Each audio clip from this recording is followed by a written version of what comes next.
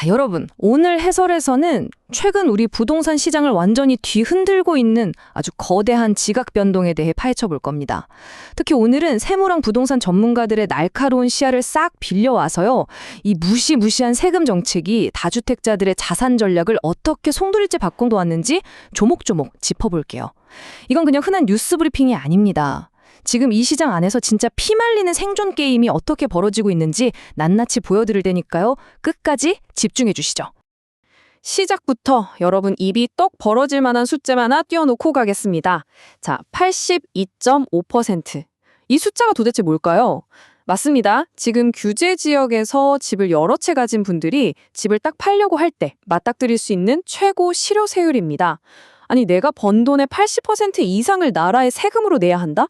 진짜 어마어마하죠. 이 숫자 하나가 시장에 어떤 엄청난 후폭풍을 몰고 왔는지 바로 들어가 보겠습니다. 오늘 우리가 따라갈 로드맵 화면으로 쓱 한번 보시죠.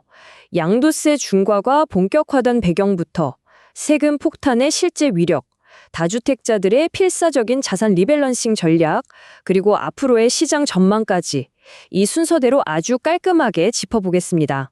자, 그럼 첫 번째 파트, 양도세 중과 본격화입니다. 이 무거운 시대가 어떻게 막을 올렸는지부터 보시죠. 5월 10일이었죠. 서울 25개구 전체랑 경기 일부를 합쳐서 총 37곳의 조정 대상 지역에서 다주택자를 겨냥한 역대급 세금 규제가 시작됐습니다.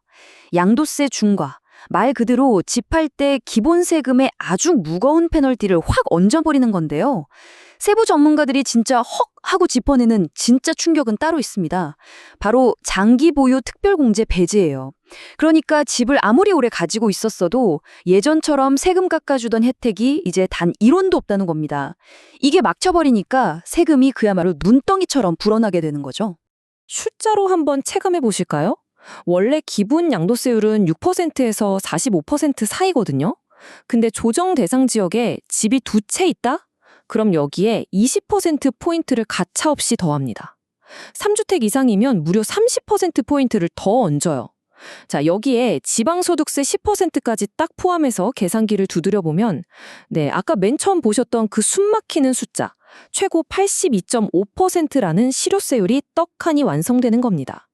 다주택자들 입장에서는 진짜 숨통이 조이는 압박이죠.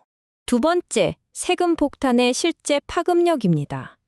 방금 퍼센트로만 보니까 감이 잘 안 오시죠? 전문가들이 직접 돌려본 시뮬레이션 결과로 이 폭탄의 진짜 위력을 확인해 보겠습니다. 하나은행 상속증여센터에서 돌려본 시뮬레이션인데요.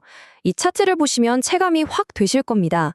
2주택자가 송파구 잠실 엘스 아파트를 판다고 쳐보겠습니다.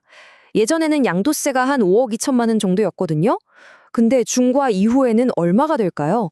무려 8억 4천만 원으로 껑충 뜁니다. 하룻밤 자고 일어났더니 내가 내야 할 세금이 3억 원 넘게 폭발적으로 늘어난 거예요. 더 기가 막힌 사례도 하나 볼까요? 양천구 목동 7단지 아파트를 10년 동안 꽉 쥐고 있었던 3주택자 케이스를 보시죠. 이전 같으면 5억 원대였을 세금이 세상에 이제는 11억 1천만 원이 부과됩니다. 세금으로만 10억이 훌쩍 넘어가는 거예요. 잠재적 수익이 다 날아가는 거죠. 이쯤 되면 아무리 프리미엄 비동산이라도 지금 이 상황에서 시장에 내다 파는 게 재무적으로 완전 넌센스인 선택이 돼버린 겁니다. 그래서 우리은행 부동산연구원의 남혁우 연구원이 아주 뼈 때리는 한마디를 남겼죠. 이제는 팔고 싶어도 못 파는 상황이 됐다. 진짜 딱 이겁니다. 이 팍팍한 세금 환경이 다주택자들을 완전 퇴로 없는 막다른 골목으로 몰아넣은 거예요. 팔자니 세금 폭탄 맞을 게 뻔하고 지고 있자니 부담되고 그야말로 진퇴양난에 빠져버린 상황입니다. 자, 그럼 이분들이 가만히 앉아서 당하고만 있을까요? 세 번째 파트. 다주택자 자산 리밸런싱 전략. 오늘 해설의 핵심으로 넘어가 보겠습니다. 부동산 세무 전문가들이 포착한 다주택자들의 똑똑한 생존 전략. 크게 두 가지가 있습니다. 첫째는 바로 전세 월세 전환이에요. 집을 못 파니까 쥐고는 있는데 매년 날아오는 무시무시한 보유세를 낼 현금이 당장 필요하잖아요. 그러니까 전세를 반전세나 월세로 돌려서 달달이 들어오는 캐시플로우, 즉 생명줄을 만드는 겁니다. 둘째는 재개발 사업지 물건 매입인데요. 기존 아파트를 파는 대신 곧 이주를 앞둔 재개발 빌라나 입주권을 사들여서 전체적인 세금 부담 자체를 확 낮춰버리는 아주 고도의 절세 포트폴리오를 짜고 있는 거죠. 여기에 그치지 않습니다. 화면에 보이는 더 필사적인 우회로들도 막 동원되고 있어요. 3주택자가 눈물을 머금고 1채만 딱 팔아서 2주택자로 포지션을 낮추기도 하고요. 가족한테 집을 쪼개서 증여하는 건 기본입니다. 심지어 세대 분리를 하거나 합치기로 했던 세대 합가를 미루기까지 하죠. 진짜 세금을 피하기 위해서라면 무슨 수를 써서라도 살아남는다는 절박함이 지금 이 시장을 꽉 지배하고 있는 겁니다. 마지막 네 번째, 향후 부동산 시장 전망입니다. 다주택자 개개인의 이런 생존 전략들이 모이면 결국 거시적인 우리 부동산 시장에 어떤 왜곡을 가져오게 될까요? 화면에 있는 국토연구원 데이터 한번 쓱 보시죠. 자, 핵심 포인트가 바로 여기 있습니다. 이 기형적인 반비례 관계가 보이시나요? 다주택자의 양도세율이 1% 올라갈 때마다 아파트 거래량은 거의 6.9% 급감합니다. 근데 신기하게도 가격은 오히려 0.2% 오르고 있죠. 이게 뭘 뜻하냐? 시장에 집이 아예 안 나오는 꽉 막힌 공급 잠김 현상입니다. 거래는 꽁꽁 얼어붙었는데 집값은 오히려 위로 밀어 올려버리는 역설적이고 위험한 왜곡을 데이터가 정확히 보여주고 있습니다. 광운대학교 서진영 교수는 여기서 한 발 더 나아가 아주 묵직한 경고를 던집니다.